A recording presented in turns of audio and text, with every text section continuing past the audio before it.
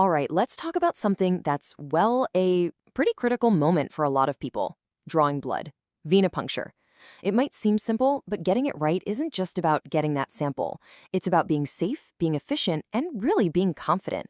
So today, we're going to break down the exact step-by-step standard that the pros use for selecting a vein. I mean, who hasn't felt that little bit of dread, right? The hard stick. Doesn't matter if you're the one with the needle or the one with your arm out. That anxiety when a vein decides to play hide and seek, it's real. And this is way more than just a little inconvenience. The frustration is a big deal for everyone involved. And honestly, the stakes are probably higher than you realize. So, what's the big deal about getting it on the first try? Well, it's about so much more than just avoiding a little poke. Think about it. For the patient, it's about their comfort, their dignity.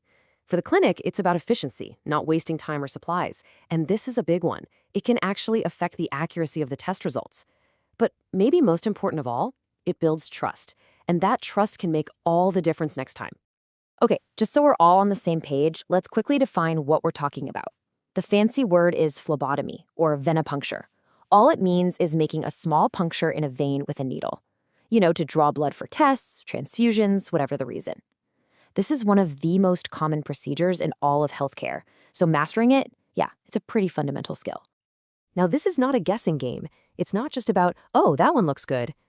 There is a clear, standardized roadmap, a hierarchy really, that every professional should follow when choosing a vein. And it's all based on two things: safety and the likelihood of success. Sticking to this order, it makes a huge difference in reducing risks and getting it right. Okay, so where do you start? Your primary search area is what's called the antecubital fossa. That's just the fancy name for the crease of your elbow. In this spot, you've got three main veins to look for, and the order is absolutely critical. You check for them like this. First, the median cubital. Second, the cephalic. And third, the basilic. All right, let's talk about our prime target, the median cubital vein. This is the hero of venipuncture, and for good reason. It is hands down your number one choice, the first one you should almost always be looking for. So why is it the top choice? Let's look at what makes it so great. First off, its location is perfect, right in the center of that elbow crease. It's also usually pretty large and easy to find. But the real key, it's well anchored. What that means is it doesn't tend to move around or roll when you go in with the needle. That makes everything smoother and way more likely to be a success. But what if the hero vein is playing hard to get? Sometimes it's just not there or not accessible. That's when we have to move down our list. So let's get into our backup options, and just as important, the one that's considered the danger zone. So, your solid backup plan is the cephalic vein. You're going to find this one on the lateral side of the arm, think thumb side. Now, sometimes it can be a little trickier to get anchored compared to the median cubital, but it's still a really reliable and, most importantly, a safe second choice. Okay, and that brings us to the last option in the arm. And listen, I need to be totally clear here. The basilic vein is your absolute final, last resort in this area. There's a very, very good reason it's at the bottom of the list. And here's why. This is the critical part. The basilic vein is over on the inner side of the arm, the pinky side. The problem is its location. It's sitting right near the brachial artery and the median nerve. If you accidentally hit that artery, you're looking at serious bleeding. And if you hit that nerve, you could cause permanent damage, pain, numbness. It's just not a risk you want to take. In fact, the safety protocol is so important here that before you should even think about going for the basilic vein, there's another, safer route to take. The hierarchy actually tells us to move away from the arm altogether and go to the hand. Yeah, you heard that right. The veins on the back of the hand, the dorsal metacarpal veins, are the next preferred site. You go here after you've ruled out the median cubital and the cephalic. Now, are they smaller? Yes. Will you probably need a smaller needle, like a butterfly? Yep.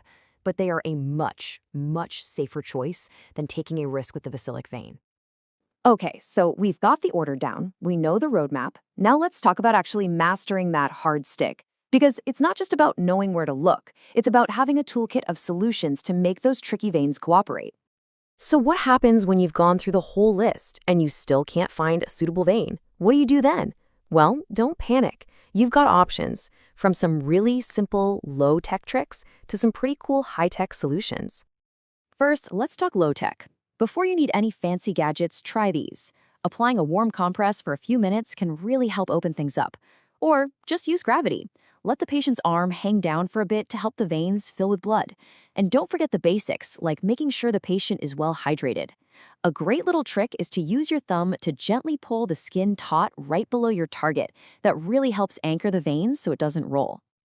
And when those simple tricks just aren't cutting it, well, that's when technology can be a total game changer. Get a load of this number. Using vein visualization tech can lead to a 45% reduction in calls for specialized IV teams. 45%! That's huge. This is HGVF 637 Vein Finder Unit. Turn on the slide switch and adjust the intensity if you need. See how clear the vein looks. All right, let's wrap this up and put it all together. Here is the complete safety-first hierarchy you need to have locked in your brain. Step 1, median cubital. No go? Step 2, cephalic. Still no luck? Step 3, move to the back of the hand. And step 4, only as the absolute very, very last resort, the basilic vein. Look, it's a pretty simple 4-step process, right? But it's built on something incredibly important: patient safety. Following this order isn't just about best practice. It's a real commitment to giving the best possible care. So I'll leave you with this thought. How is this simple roadmap going to change the way you approach your very next draw?